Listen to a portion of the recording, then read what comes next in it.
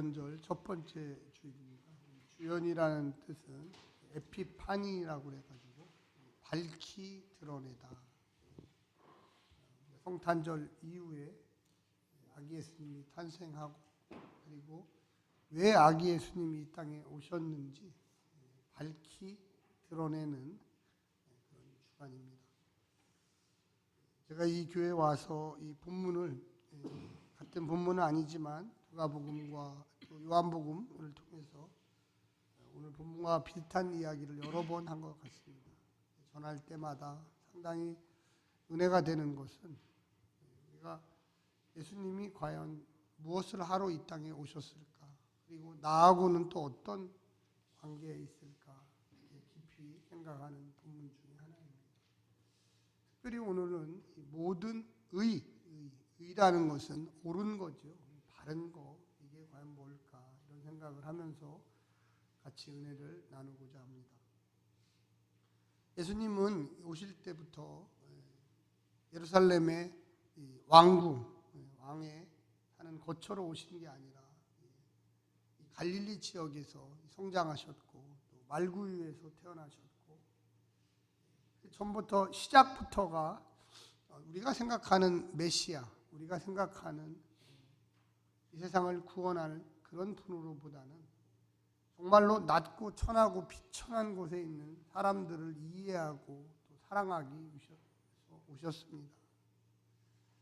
우리가 생각하는 그런 화려함이나 엄청난 거대한 이 크기의 문제가 아니라 정말로 보잘것없고 비천하고 이런 곳에서 그의 사역이 오늘 본문에 시작됩니다. 그래서 갈릴리에서부터 예수님이 공생애, 지금까지는 어떻게 보면 육신의 부모와 또 자기 자신을 위해 살았다면, 이제부터는 내가 하나님 나라를 위해서 살겠다 하는 이 공생애의 시작. 그래서 이 주연절이라고 하는 게 바로 하나님께서 예수님을 통하여 이 땅에 밝히 하나님의 뜻을 드러내는 삶입니다. 우리가 이 본문을 통해서 여러분과 저의 삶이 2026년도에 하나님의 뜻을 좀 밝히 보여내는, 하나님 나라와 연관되는 그런 삶이 되시기를 간절히 부탁드립니다. 콧구멍이 이렇게 간지러운지 모르겠어요. 중요한 얘기할 때는 안 간지러워야 되는데 약간 간지럽습니다. 여기서 이 옳다고 하는 거 상당히 중요하죠. 제가 구약 성경을 설교할 때마다 늘 여러 번 계속 반복해서 얘기하는 게, 이 구약 성경의 가장 핵심, 하나님의 뜻은 공평과 정의다. 예수님이 이 땅에 태어나는 것 이 자체가 하나님의 의를 드러내는 거거든요. 그런데 여기에 오늘 보게 되면 침례를 받는 것을 통해서 의를 드러내고 있어요. 근데 여러분 다 아시다시피 이 침례라는 거, 또 우리 장로교에서 계셨던 분들은 세례라는 게 이게 뭘까요? 이게 예수님 당시만 해도 침례와 세례는 죄를 사하는 것이었습니다. 죄를 사하는. 여기 오늘 본문에 등장하는 또 다른 한 사람, 이 침례 요한이 예수님의 침례 받기를 원하는 것을 강력하게 거부합니다. 내가 당신에게 침례를 받아야지. 이 말은 뭐냐면, 예수님에게 나 침례 요한이 죄사함을 받아야 되는데 어떻게 거꾸로 내가 당신에게 죄를 사해 주겠습니까? 이런 얘기예요. 말이 안 된다는 거죠. 주객이 전도됐어요. 틀린 말이에요. 우리가 학교에 가서 선생님이 무언가를 열심히 가르치면 학생은 열심히 배워야 돼요. 근데 갑자기 선생님이 학생에게, 야, 내가 너한테 좀 배워야 되겠다. 네가 좀 나 좀 가르쳐줘라. 그러면 스승과 제자의 관계가 바뀌는 거예요. 근데 그것보다도 월등하게 이게 중요한 게 오늘 본문이거든요. 침례 요한은 분명한 확신은 없지만 예수님이 나보다 분명하게 나은 선지자다. 아직까지 메시아라는 생각은 안 들지만 하여튼 나보다는 선생님이시고 나보다는 위대한 분이신데 내가 그분한테 죄사함을 받아야지 어떻게 내가 그분의 죄를 사해준다. 이건 말이 안 된다. 이거는 하나님의 의하고는 전혀 관계가 없는 거예요. 그 당대에 심내 요한이라는 사람은요, 대중적인 아주 정말로 열광적인 지지를 받았던 사람이에요. 그는 원래 제사장 가문에 태어났고요. 그 아들로 태어났어요. 그래서 앞으로 그냥 기다리고만 있으면 자동으로 제사장이 될 수 있어요.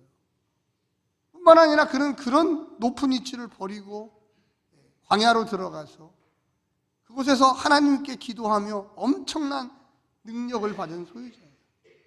그래서 그가 나타나기만 해도 사람들이 벌떼처럼 몰려오는 사람이었어요. 많은 사람들이 갈릴리에 와서 요단강에서 그에게 침례를 받고, 그래서 세상에 많은 죄 지은 사람들이 야, 내가 요한에게 가서 침례만 받으면 좀 살 수 있지 않겠나? 내 마음의 짐을 좀 덜 수 있지 않겠나?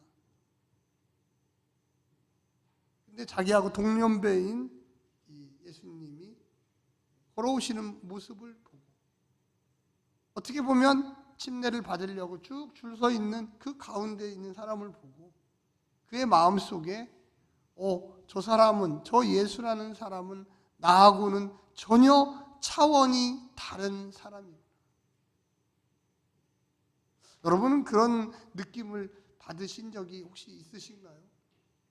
우리 주변에 사는 사람들 중에 저 사람은 나하고 좀 너무나 차원이 달라. 무언가 생각이 달라. 삶의 방식이 달라. 저는 여러분과 제가 세상에 나가서 생활할 때 언행이 달라야 되고 삶의 방향이 달라야 합니다. 할렐루야. 또 무슨 문제가 터졌을 때 그 문제를 해결하는 방식이 달라야 돼요.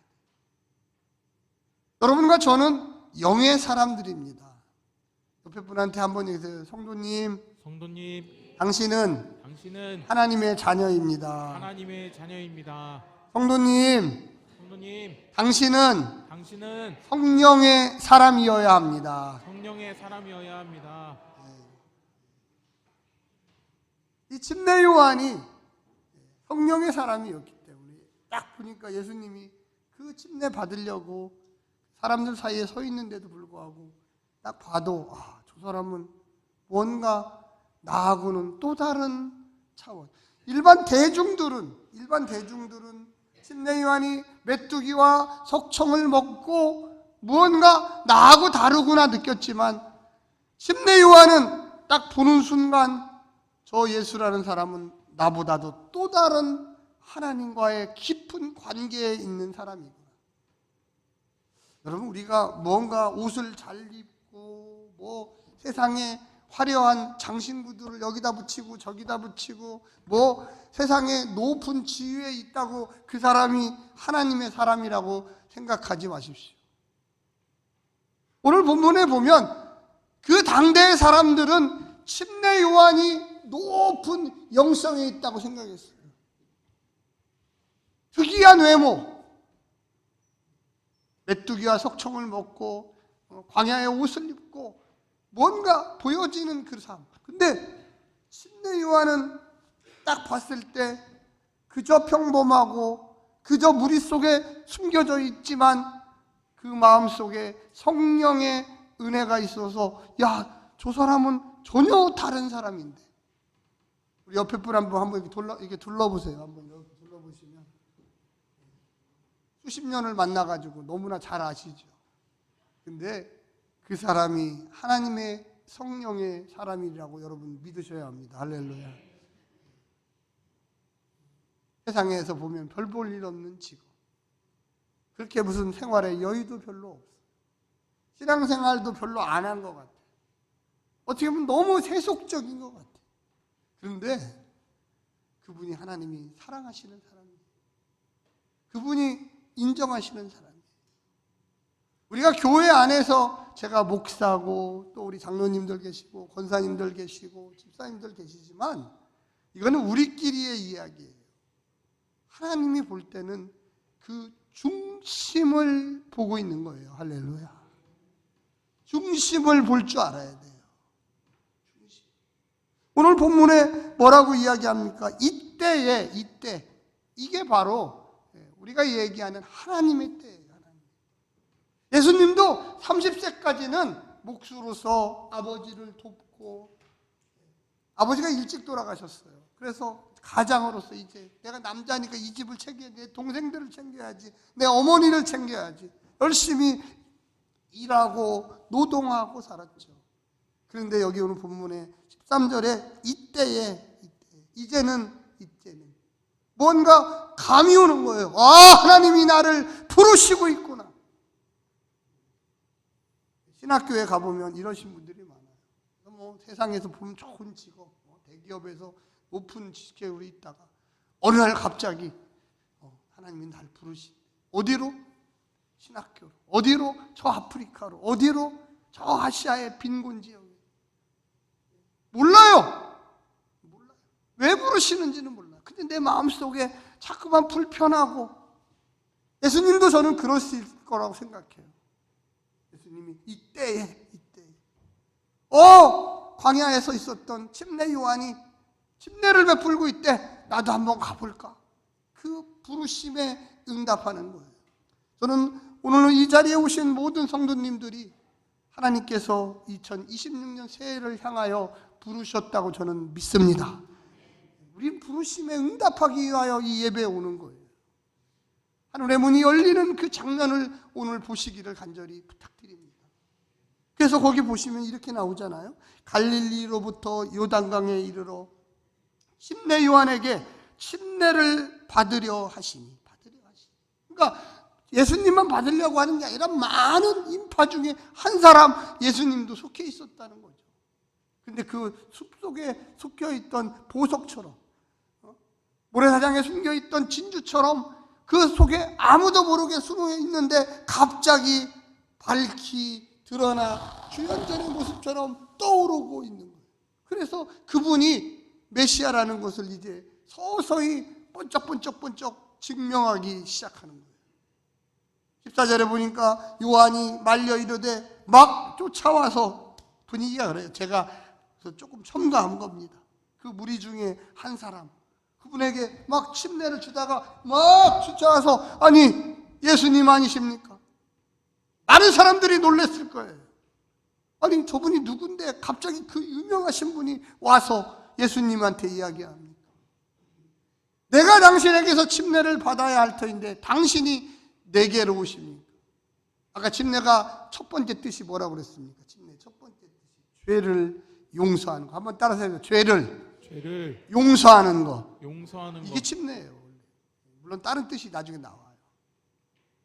그 당대의 사람들에게 침례는 죄를 용서하는 거예요. 예수님, 내가 당신에게 죄를 용서를 받아야지. 내가 어떻게 당신에게 죄를 용서하겠습니까? 그때 여러분 우리 한번 15절 같이 한번 읽어볼까요? 잠깐 좀 보여주세요. 시작. 예수께서 대답하여 이르시되 이제 허락하라. 우리가 이와 같이 하여 모든 일을 이루는 것이 합당하니라 하시니 이에 요한이 허락한지라. 이 내용이 이 신약성서의 난제 구절이라고 그래서 사실 어려운 구절이에요. 이게 잘 이해가 안 되는 거예요. 논리적으로 앞뒤가 좀 맞아야 되는데 이 본문 하나로만 딱 보면은 이해가 잘 안 돼. 뭐가 의를 이루는 거고 뭐를 또 허락하는 거고, 여기에서 하나님의 모든이, 오늘 설교의 제목이죠. 이게 뭐냐면 지금부터 하나님의 구원이 시작되는 거다. 또 다른 얘기로 하면 지금부터 나는 내 개인적인 가정의 삶에 충실하게 살았다면 이제부터는 너로 말미암아 침례를 받음으로 내가 공적인 하나님 나라의 메시아로 삶을 시작하겠노라. 할렐루야. 근데 그게 시발점이에요. 사람들은 죄 사함을 받기 위하여 침례를 받지만 나는 하나님의 인정하심을 받고 낮은 곳으로부터 취합니다. 아까도 얘기했죠. 갈릴리, 요단강, 이곳은 비천한 곳이었어요. 그 당시에 제일 좋은 도시는 예루살렘이에요. 그곳에는 똘똘하고 권력자들이 모여있고 갈릴리와 요단강에는 비천하고 낮고 별 볼 일 없는 인간들인데, 근데 내가 여기서부터 낮은 곳으로부터 하나님의 은혜를 받아 위로 다시금 올라가노라. 할렐루야. 여러분, 우리 그리스도인들의 삶은 항상 낮고 겸손한 곳에부터 출발하는 거예요. 할렐루야. 옆에 분한테 한번 해서 낮고 겸손한 곳에서 시작하셔야 합니다. 조금 더 과장돼서 얘기하면 떨어질 곳이 없는 곳에서 시작하는 게 좋아요. 떨어질 곳이. 여러분, 뭐 다 그런 건 아니죠. 그런데 부부가 만나서 어렵게, 아마 이곳에 우리 성도님들 중에 많을 거예요. 숟가락하고 젓가락만 놓고 시작하신 분들도 있을 거예요. 그러면서 본 밥통도 하나 사고, 냉장고도 사고, 차도 사고, 사골세 전전하다가 월세다, 그러면서 아이들도 생기고 생활의 기쁨도 누리고. 할렐루야. 그래서 그게 감사가 나오는 거예요. 제가 목회하면서 오늘 아침에도 설교 준비하면서 생각을 해봤어요. 야, 너는 30년 넘게 목회를 했는데 뭐가 감사하냐. 그래서 제가 제 노트에 있어요. 감사 노트 썼는데 그 중에 하나가 그거예요. 하나님 감사합니다. 뭐가 감사하냐? 제 마음속에 드는 거예요. 행복한 교회 성도들을 만나서 감사합니다. 할렐루야. 제가 써놓고 왔어요. 뭐가 또 감사하냐? 제 아내를, 저보다 똘똘한 아내를 만나게 해주셔서 감사합니다. 제 아내가 저 뒤에서 웃어요 지금.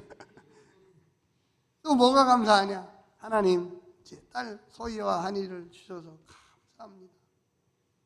여러분, 우리가 어디에서 어떤 자세로 어떤 방향을 향하여 가는지가 중요해요. 내가 무엇을 가졌나, 무엇을 소유했나, 이것을 지키기 위해서 악착같이 노력하면 별로 감사할 게 없어요. 예수님은 하늘의 보좌에서 이 갈릴리의 비천한 동네에 와서 무려 30년을 그곳에서 사는 거예요. 그런데 그 시작점에서 이제 공생애를 시작하는 그곳조차도 사실은 예수님이 침례 요한한테 침례를 줘야 되는데 거꾸로 허락하라. 이것이 바로 모든 의, 그냥 의도 아니에요. 모든 의를 이루는 것이니라. 할렐루야. 모든 의. 여러분, 우리의 삶의 자세가 예수 믿었다는 게 뭡니까 도대체? 겸손해야 돼요. 낮아져야 돼요. 설사 내가 생각하지 않는 그러한 비극적인 일이 일어나도 하나님 감사합니다. 할렐루야. 여기까지 인도하신 그분 감사합니다. 하나님, 내가 60평생 70평생을 사는데 암이 생겨서 이제 생겼네요. 이제 20대에 암 생긴 사람도 있고 30대에 생긴 사람도 있고, 이제 내 몸이 쓸 만큼 써서 재생이 불가능해서 암덩어리 하나 생겼습니다. 이제 내가 천국 갈 날이 가까웠네요. 하나님 감사합니다. 할렐루야. 아멘 안 하시네. 암덩어리만큼은 좀 피해 주세요. 제가 지난주에 뭘 받았는데 이거 생기면 안 됩니다. 그런 거예요.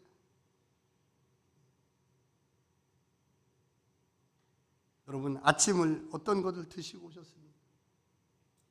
여기서 모든 의라고 하는 게 모든 하나님의 그 절대적인 주권을 인정하는 거예요. 인정. 한번 손 한번 펴보세요. 인정. 네, 옆에 저한테 하지 마시고 옆에 분한테 인정. 네, 다시 한번 해보세요. 당신을 인정합니다. 여러분, 하나님을 인정하는 사람은 옆에 있는 사람을 반드시 인정해요. 나 같은 사람을 통해서 우리 옆에 있는 성도님을 만나게 하시고 기쁜 마음으로 사랑하게 하시고. 제가 어저께 그 금쪽이 나오는 것을 제 아내하고 둘이 보다가 너무 심각해서 제 아내한테 막 카톡을 했어요. 여보 빨리 나와봐. 금쪽이가 하나 나왔어. 오은영 박사님. 근데 그 자녀가 엄마한테, 딸인데 6학년밖에 안 되는 딸이 엄마한테 막 세상보다 더한 욕을 하는 거예요. 욕을 막 해요. 나중에 그 프로그램 마지막에 보니까 그 오은영 박사님이 이런 얘기를 해요. 잘 들어보세요, 여러분. 내가 버려지지 않으려고 먼저 엄마한테 그렇게 한다. 이게 반대말이거든요. 우리가 보통 모녀지간이라고 하면 사랑하고 위해주고 기도해주고 먹을 것을 주고 이게 모녀지간이죠. 근데 딸이 초등학교 6학년밖에 안 되는데 그 엄마한테 온갖 세상 쌍욕을 막 하고 막 엄마는 그걸 듣고 견디고 있어요. 엄마가 자기를 버릴지도 모른다고 하는 그것 때문에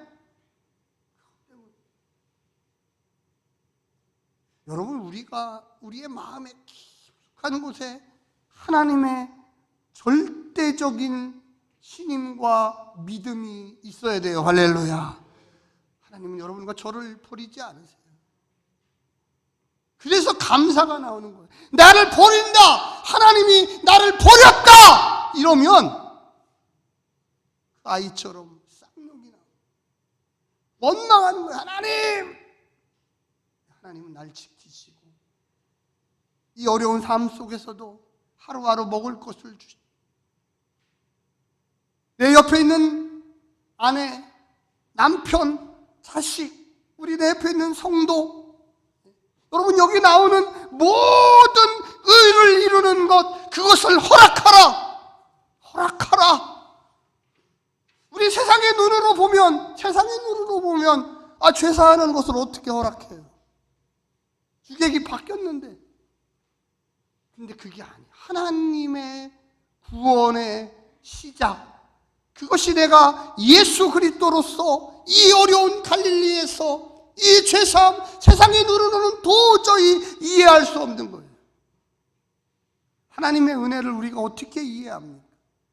하나님의 은혜를 절대적인 사랑이에요. 나 같은 사람을 사랑해 주시다니.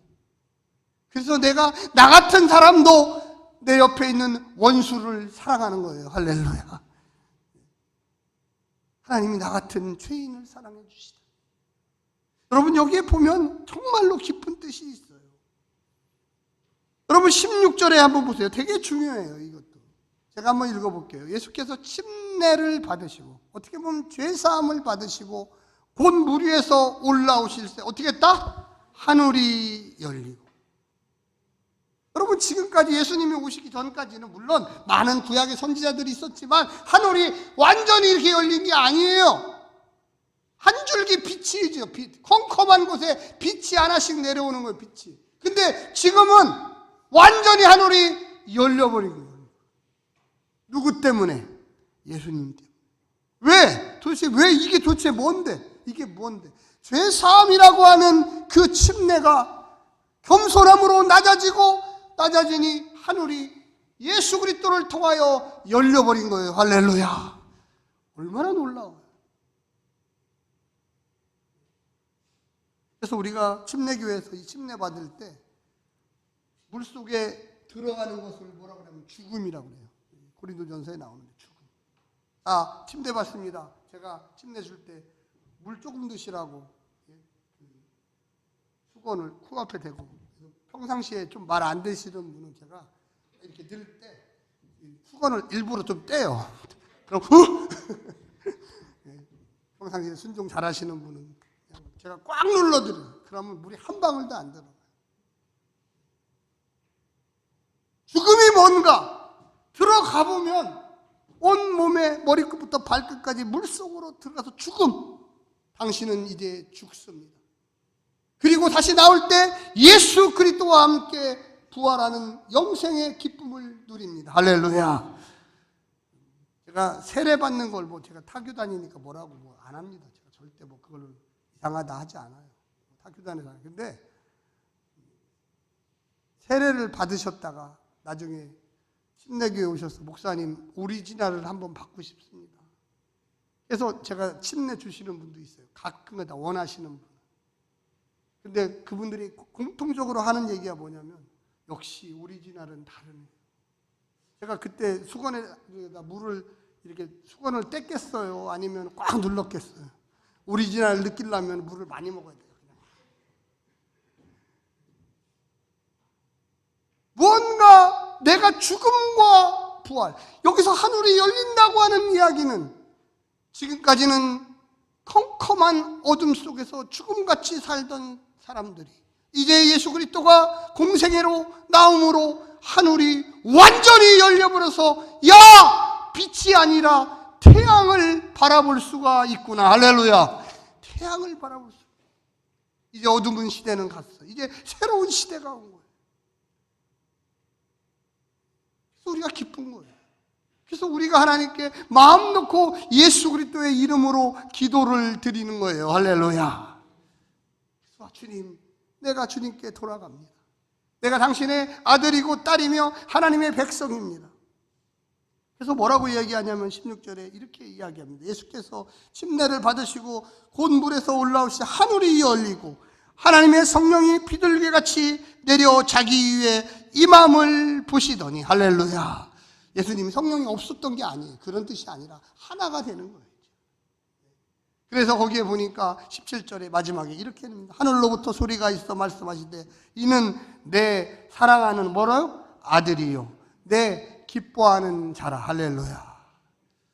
그래서 여러분 다 경험하셨겠지만 예수님을 믿고서 이제 교회를 다니다가 어떤 부흥의 기간이나 혹시라도 기도하는 기간 동안에 막 성령의 경험을 하게 돼요. 방언도 하고 예언도 하고 어떤 사람은 눈이 열리는 사람도 있고 어떤 사람은 병을 고치는 사람도 있고 막 자기가 생각하는 그러한 세계가 아닌 영의 세계가 있다는 걸 깨닫게 돼요. 하나님의 능력을 알게 돼요. 할렐루야.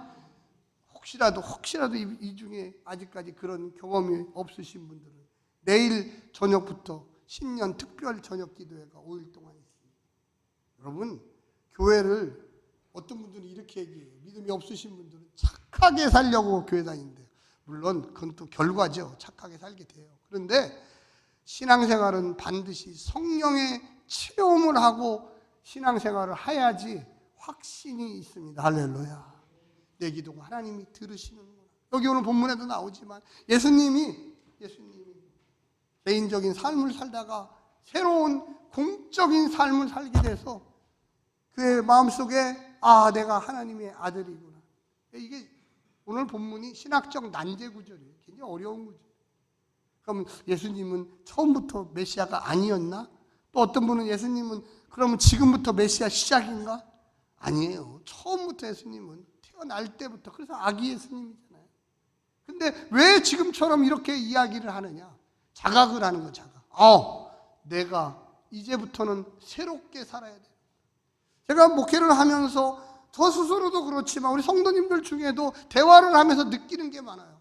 목사님, 제가 우리 집이 몇 대 집안이에요. 예수 믿은 지가 제가 3대, 4대예요. 그런데 제가 교회를 어릴 때부터 몇십 년을 다녔는데 어느 날 갑자기 하나님이 제게 오시는 걸 느꼈어요. 제가 이번 어려움을 통해서 겪으면서 성령의 역사가 무엇인지 깨달았어요. 이거예요, 바로. 잘 몰랐는데 체험을 통해서 명백하게 알게 되는 것입니다. 할렐루야. 교회를 다니는 많은 분들이 성령의 인도는 뭡니까? 그냥 추상적인 어떤 겁니까? 그냥 기도하면 뭐가 되는 겁니까? 이렇게 얘기를 해요. 그 말도 틀린 말은 아니에요. 그런데 점점 깊숙한 곳으로 들어가죠. 제가 어떤 분들하고 상담을 하면서 그런 얘기를 해요. 성도님, 지금의 어려움이 아닙니다. 설사 그것이 어려운 일일지라도 그 과정을 통하여 하나님을 만나게 됩니다. 할렐루야. 이 어려움을 극복하는 순간 더 깊은 하나님 나라의 삶으로 들어가는 거예요. 그래서 두렵지 않아요. 어려움이 와도 그렇지. 이제 이 어려움을 통하여 내가 더 하나님을 깊게 만나리라. 2026년 모든 의를 이루는 것, 모든 옳은 것을 이루는 것, 내 상식과 세상의 논리로 그것을 뛰어넘어 계신 하나님의 섭리를 발견하는 한 해가 되시기를 간절히 부탁드립니다. 기도하겠습니다.